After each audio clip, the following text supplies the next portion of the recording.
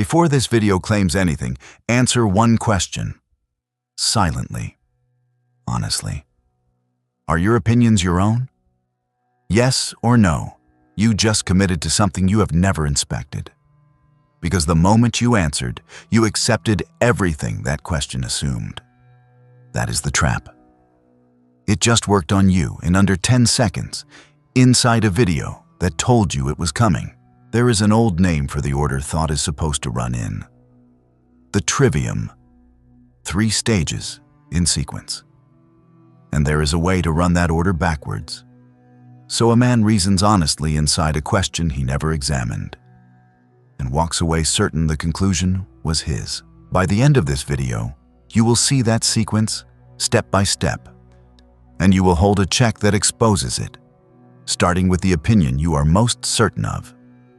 Because a man who never inspects the question can be steered by anyone who asks one. So before you can see how an opinion gets taken, you need to see the order thought was built to run in. 3 stages. Most men only ever run 2. The first stage is grammar. Not the grammar of commas and spelling, the grammar of meaning, the input stage of the mind. Grammar asks the questions that come before all others.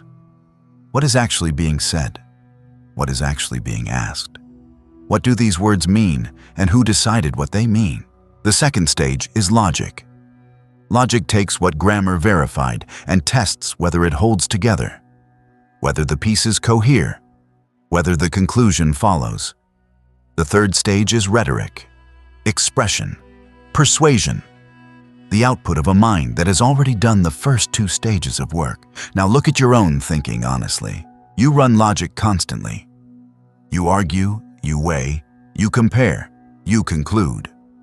And you swim in rhetoric all day. Every headline, every conversation, every question put to you is rhetoric arriving at your door. But the first stage, the input stage. When was the last time you consciously performed it? When was the last time a question reached you, and before answering, you stopped and asked what that question assumed? If you refuse to answer the question at the start of this video, hold on to that instinct. You were performing the first stage without knowing its name. Most men never do. Most men receive a question and begin reasoning immediately, because reasoning is what they are proud of. They skip the gate and run straight to the machine. Here is why the order matters. The order is the protection. Each stage gates the next. Grammar inspects the question before logic is allowed to run. Logic verifies the structure before rhetoric is allowed to speak.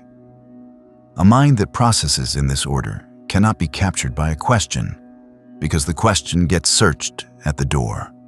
A mind that receives rhetoric first never gets the chance, and that is exactly what happened to you 60 seconds ago. A question arrived. It was already a persuasive act. And your logic started running before your grammar ever woke up. So now you need to see it in slow motion. The exact sequence by which a skipped stage becomes a captured opinion. The capture runs in 5 steps. Watch each one. Step 1. A question arrives already framed. There is no neutral question. Every question is built from chosen words, chosen boundaries, chosen assumptions. By the time it reaches you, the framing work is done. Rhetoric has arrived first. Step 2. You accept the premise, not by agreeing with it, by answering it all. The moment you engage the question on its own terms, everything it assumes passes through the gate unsearched. Step 3. Your conclusion space is constrained. Picture it like this. The question draws a circle around you and says, "Stand anywhere you like." And it means it. You have real freedom inside that circle. You can move, you can choose, you can change your position. Every spot inside the line feels like a decision. What you cannot do is experience the line, because every experience available to you is inside it. Step 4. You reason. And this is the part you need to hear exactly. The reasoning is real. You weigh the options honestly. You apply your intelligence. You do the work, and the work is genuinely yours. Nobody is calling you lazy, and nobody is calling you stupid. The trap does not exploit stupidity. It exploits honesty. Step 5. You arrive at a conclusion that feels like your own. And it feels that way for a perfectly good reason. You remember building it. The effort was real, so the ownership feels real. The reasoning was yours. The room was not. That is the whole mechanism. Capture is the trivium run backwards. Persuasion arrives first, dressed as a question. The grammar stage never fires. Logic runs flawlessly on a foundation that was never inspected. And the output is a borrowed conclusion wearing your name. You might be thinking, I think for myself. And you do. The thinking is real. That was never the question. The question is the room. One sentence can do this. One framed question can author a man's evening, his argument, his vote of confidence in his own judgment. So now scale it up. What does this same structure look like when it is the size of an entire public debate? Start small. A man is asked one question by a friend. Are you going to keep letting them talk to you like that? He spends the whole evening on it. He weighs confrontation against tolerance. He drafts the conversation in his head. He pictures the fallout of speaking up and the cost of staying quiet. Hours of genuine deliberation. Here is what he never inspects. The question installed 3 claims before he started thinking. That they are talking down to him. That his silence is a form of letting. That his standing is in question and must be defended. Confront or tolerate.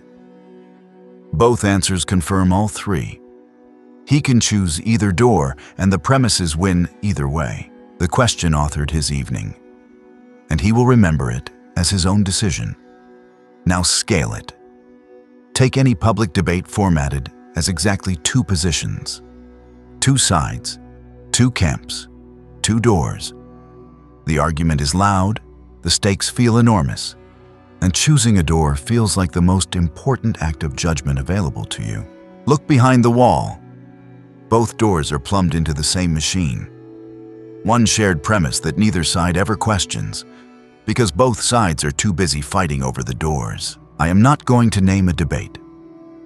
That refusal is deliberate, because the moment I name one, I have framed you, and this chapter stops being yours to verify. So verify it yourself. Take any 2-sided argument you watched this week. Ignore the doors. Find the claim both sides accepted before the fight began. It will be there. It is always there. That is what a 2-option format is for. And notice what the fighting accomplishes. The louder the battle over the options, the safer the premise becomes. Every hour spent arguing about which door is correct is an hour the machine goes uninspected. This requires no conspirator. Nobody needs to coordinate it. Anyone who asks a question frames it. Your friends frame questions. Your family frames questions. Your own self-talk frames questions every single day. A structure this cheap and this available does not need a hidden hand. It only needs the grammar stage to stay asleep. The conflict is not the system failing. The conflict is the system working, which leaves one question standing. If borrowed conclusions are this common, why does nobody notice? Why are the most captured opinions the ones men defend to the death? Go back to step 4. The honest reasoning. Follow what it produces. Effort produces investment. You spent real hours inside that circle, weighing and comparing. Investment produces the feeling of ownership. What you worked for feels earned, and what feels earned becomes part of you. And once a conclusion becomes part of you, ownership converts every challenge into a threat, not a threat to the idea, a threat to the self. You have felt this mechanism fire. Be honest about it. Someone questions a belief you hold. and the anger arrives before the understanding does. You feel the heat rise while their sentence is still in the air, before you have even processed what they said. That is not your judgment responding. Judgment is slower than that. That is the defense system firing first, protecting the investment before the content has cleared the gate. A defense that activates before comprehension is not protecting truth. It cannot be. It has not yet checked what the truth is. It is protecting ownership. Now look at the man this produces. You know him. You may be him, the man who cannot be convinced of anything. He calls it strength. He calls it rigor. He has reasoned his way to every position he holds, and he can still feel the work he put in, which is exactly why he will never let go, but run the mechanics. A conclusion earned through inspected questions can afford to be examined again, because its owner inspected the foundation himself and knows it holds. The conclusion that cannot tolerate examination is the one whose foundation was never checked, because deep down, beneath the certainty, something knows the grammar stage never ran. The harder a man reasoned inside a frame he never examined, the more immovable he becomes. His certainty grows in exact proportion to his capture. Immovability is not proof that a man thinks for himself.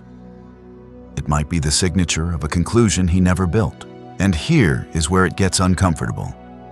If even your own certainty is not a reliable signal, if the feeling of ownership is exactly what the trap manufactures, then what can you trust? There is an answer. It is not a feeling. It is a procedure. The capture happens upstream, at the question. So the remedy has to live there too. Not in better arguments, not in more information, at the question. It is called the frame check, and it runs in 5 steps. Step 1. Take one opinion you hold with high confidence, not a throwaway. Choose one you are proud of. The check only means something where it costs something. Step 2. Write down the question that opinion answers. Every opinion is an answer to something. Find the question. Step 3. State the premise inside that question out loud. What does the question assume is already true before any answer is given? Say it in one sentence. Step 4. Take the central term in that question and define it in your own words. Not the definition you inherited. Yours. If you cannot define the word, you were never arguing about the word. The word was arguing through you. Step 5. List 2 answers the original framing excluded. 2 positions that were never on the menu. Then look at your opinion again, standing next to them, and see what survives. 1 calibration. So the check does not turn you into a man who trusts nothing. A legitimate question survives, having its premise stated aloud. You can say what it assumes in daylight, and the question still deserves an answer. A capturing question depends on the premise staying silent. Speak it, and the question falls apart in your hands. That is the difference. The check does not dissolve your convictions. It earns them. An opinion that survives the frame check is finally, for the first time, actually yours. And now the part that this video owes you. Everything you just watched was made of questions. It framed you in the first 10 seconds and told you it was doing it. It chose every example, every image, every sequence. It steered. So run the check on this video first. Find the question it asked you. State what that question assumed. Define the words in your own terms. Look for the answers it never offered you. If the argument survives, keep it. If it does not, throw it out. Either way, the conclusion will be yours, and that is the only outcome this channel is interested in. The title of this video was an accusation. Your opinion was never yours, and the accusation was true for exactly as long as you never inspected the question underneath it. That condition ends whenever you decide it ends. Tonight, if you want. One proud opinion. 5 steps, out loud. The law does not need your agreement. It never did. It only needs your inspection. The question was always the door. Start guarding it.